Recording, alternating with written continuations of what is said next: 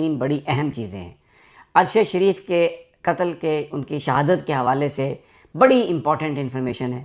وقار احمد اور خرم جو دو بھائی جن کے پاس ارشد شریف تھے، انہوں نے بالآخر اپنی زبان کھولی ہے، لیکن یہ انہوں نے جو ملاقات کی ہے، یہ جو گفتگو کی ہے، یہ انہوں نے صرف جو پاکستان کی حکومت نے جو تحقیقات کرنے کے لیے بندے بھیجے ہیں ان سے بات کی ہے۔ کیا بات کی ہے میں آپ کو وہ بتاؤں گا۔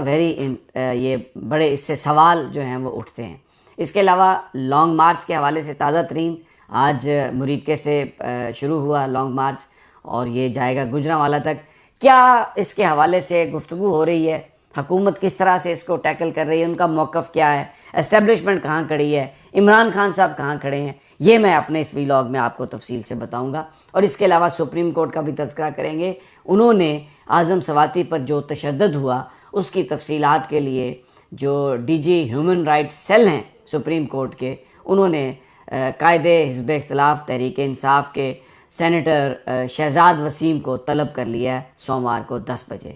اب ذرا ہم گفتگو کر لیتے ہیں ارشد شریف شہید کی جہاں پر جس طرح ان کو شہید کیا گیا ان واقعات پر مزید ڈیولپمنٹ ہوئی ہے۔ دو بھائی، ان کا آپ نے تذکرہ سنا، وقار احمد اور خرم احمد۔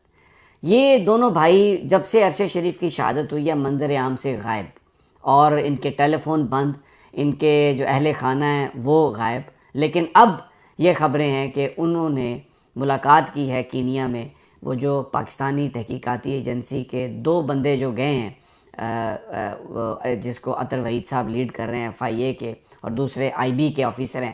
اس ٹیم میں پہلے ISI کے بھی ایک لیفٹیننٹ کرنل تھے، لیکن پھر جب دوبارہ نوٹیفیکیشن ہوا تو وہ اس میں شامل نہیں تھے۔ اب خرم اور وقار، انہوں نے صرف بات کی ہے پاکستانی تحقیقاتی ایجنسی سے، انہوں نے کسی اور نہ میڈیا سے بات کی ہے، ان کے ویئر اباؤٹس کا بھی کچھ پتہ نہیں۔ ویری انٹرسٹنگ کہ یہ صرف پاکستانی جو تحقیقاتی ادارے ہیں صرف ان سے کیوں بات کر رہے ہیں، اس کا مجھے نہیں پتہ، لیکن یہ ایک سوال اٹھ رہا ہے۔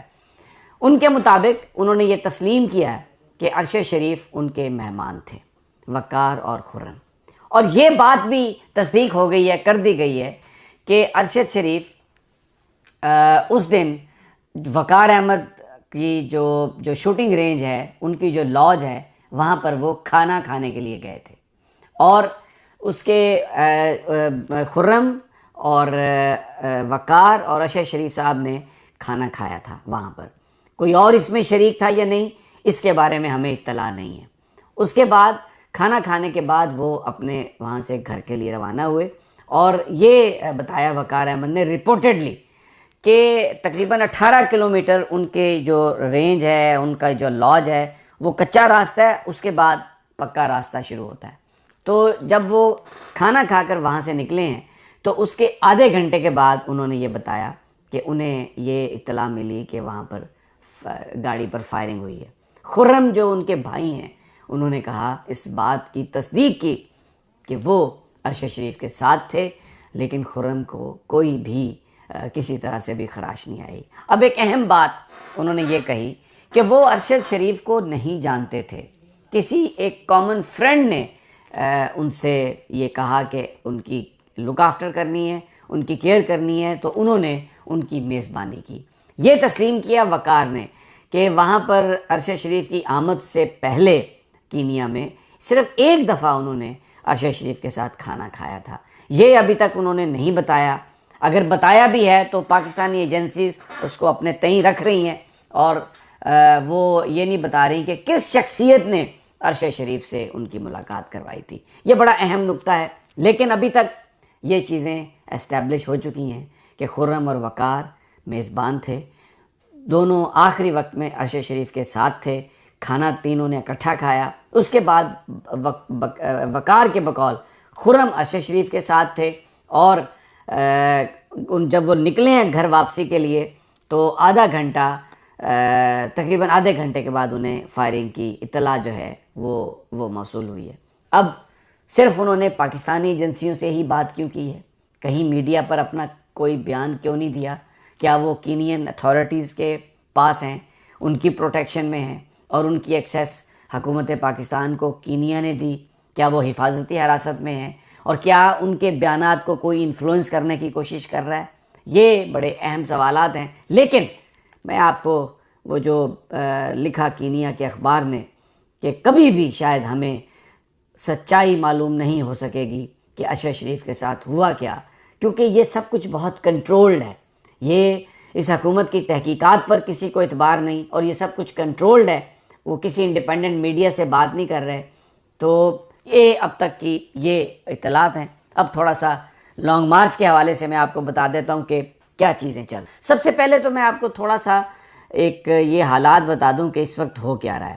پچھلے 1-1.5 مہینے سے جب سے عمران خان صاحب نے لانگ مارچ کا اعلان، اس میں جلسے جلوس اور شدت اس میں پیدا کی، تو 2-3 چیزیں جو ہے نا گورنمنٹ نے فوکس کی. گورنمنٹ نے سب سے پہلے تو اس لانگ مارچ کے حوالے سے جو سائفر کے حوالے سے جو موقف تھا عمران خان صاحب کا، جس سازش کا وہ ذکر کرتے تھے، اس کو توڑنے کے لیے انہوں نے مختلف آڈیو لیکس کی اس میں سائفر کے حوالے سے، اور یہ تاثر دینے کی کوشش کی کہ یہ سب ایک سازش تھی جو عمران خان نے رچائی. اور کیونکہ ان کی حکومت جا رہی تھی تو ایک عام روٹین میں جو کسی سفارتکار کی بات تھی اس کو بنیاد بنا کے عمران نے سازش کا ذکر کیا. اس کے لیے آڈیو لیکس ہوئیں، پریس کانفرنسز ہوئیں، لوگوں کو گرفتار کرنا شروع کیا گیا، لیکن وہ کارگر نہیں ہوا. پھر اس کے ساتھ ساتھ الیکشن کمیشن کو استعمال کیا گیا کہ فنڈنگ جو ہے وہ آئی ہے، غیر ملک سے آئی ہے، پاکستان کے دشمنوں سے آئی ہے. اور الیکشن کمیشن سے یہ فیصلہ بھی کروا دیا توشہ خانہ کے کیس میں کہ عمران خان جو ہیں وہ ڈس آنیسٹ ہیں. فنڈنگ کے حوالے سے بھی یہ فیصلہ کروا دیا کہ وہ فورن فنڈنگ ہے یہ پی ٹی آئی کی جماعت، حالانکہ الیکشن کمیشن کا یہ استحقاق نہیں تھا. اس کو بھرپور طریقے سے استعمال کیا الیکشن کمیشن کو. مقصد یہ تھا کہ عمران خان کی جو انٹیگریٹی ہے اس میں ڈینٹ ڈالا جائے اور لوگوں کو یہ کہا جائے کہ آپ پیچھے ہٹ جائیں. لوگ اس پہ پیچھے نہیں ہٹے.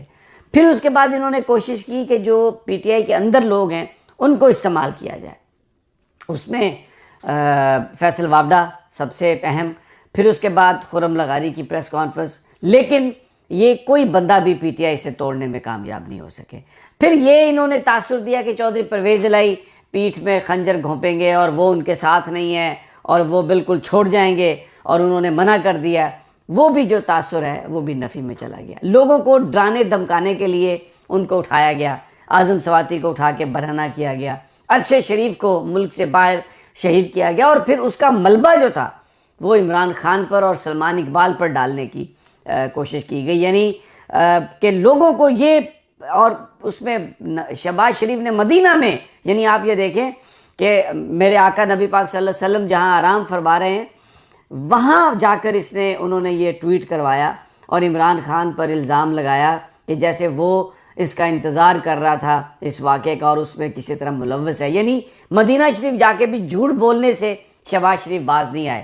لیکن لوگوں نے اس تمام جو معاملات تھے ان کو ریجیکٹ کیا، اور لانگ مارچ کا جو